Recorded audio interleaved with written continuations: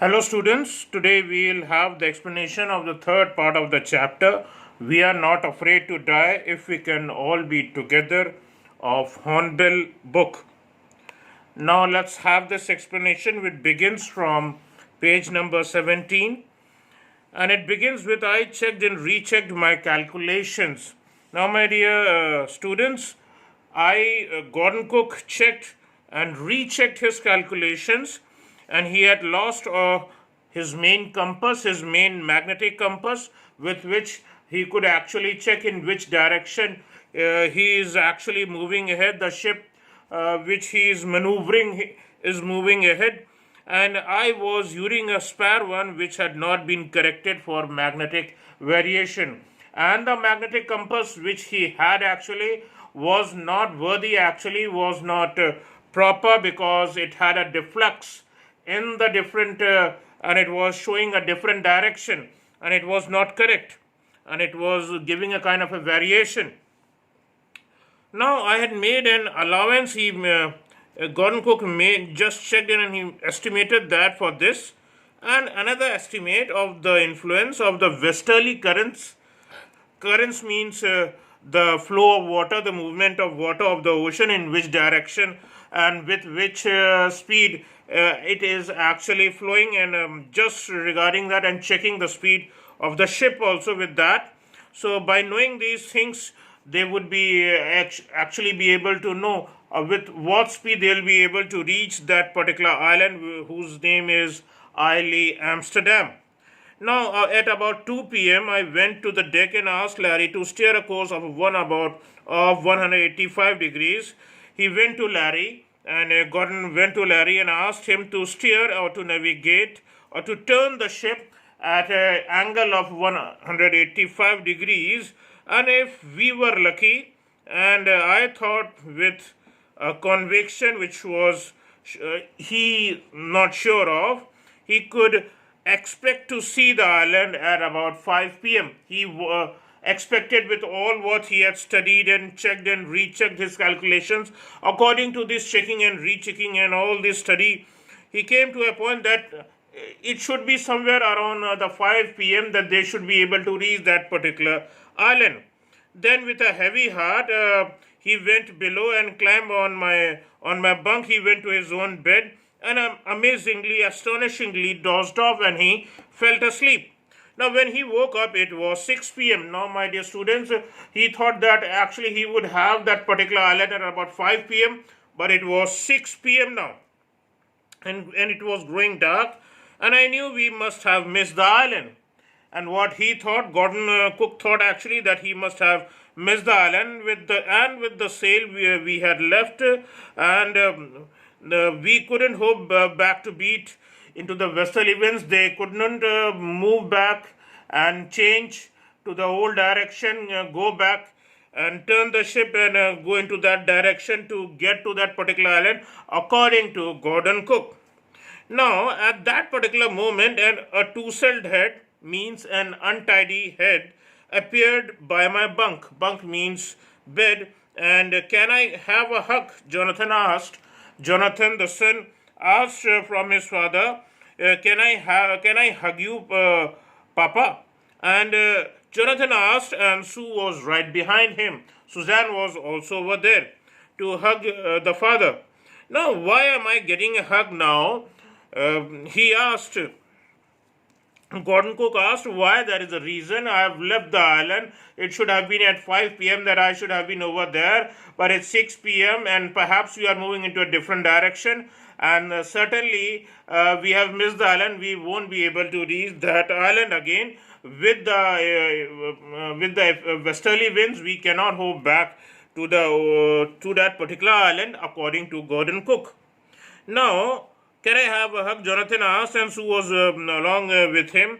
And why am I getting a hug now? We come to know that Gordon Cook asked this because you are the best daddy in the world and the best captain, my son replied. So we come to know that the son Jonathan told him that he was the best person in the world, he was the best daddy in the world, and the best captain also, because he utilized his brain and he did his calculation. Whatever he thought actually worked. What? I shouted. So Gordon Cook shouted at this point of time, "Why you must be," and said Sue in a matter of fact of voice, "You found the island?" And Sue said, "Yes, you have found the island, Daddy." What, I shouted, and it's out there in front of us. Yes, Daddy, it's right in front of us. And they chorused. Chorus means over here, they shouted. And as big as a battleship, it looks right in front of their eyes. It's just as big as a battleship right in front of them. And I rushed on the deck, and Gordon Cook rushed on the deck and gazed with relief, and he looked at with relief at the stark outline of Isle Amsterdam, and he saw that stark outline. Stark means clear outline. He could see that there is an island nearby, and that was Isle Amsterdam, and it was a bleak piece of volcanic rock. It seemed a bare piece of volcanic rock actually, and with very little vegetation over there, but it was the most beautiful island in the world, because that island actually saved the life of these people on the ship. So that is why it is the most beautiful island in the world, where they were hopeless and they were hoping that they would actually find this island and they would reach over there and they would get saved. And yes, it was right in front of them, and they were able to find the island, and they were over there. Now we anchored offshore. They anchored over there for the night, and the next morning there were about 28 inhabitants. As I told you earlier also, that Isle Amsterdam was a French scientific base over there at this island. So the people living over there, the next morning, the 28 inhabitants of the island, they actually cheered them up and inspired them up, and they helped them ashore to come on this particular island and help them. And with land under their feet again, my thoughts under the feet, when Gordon Cook thought, yes, land is below my feet, and so his thoughts were full of Larry and Herbie. He wanted to thank Larry and Herbie, who actually worked so hard to save them along whatever was done.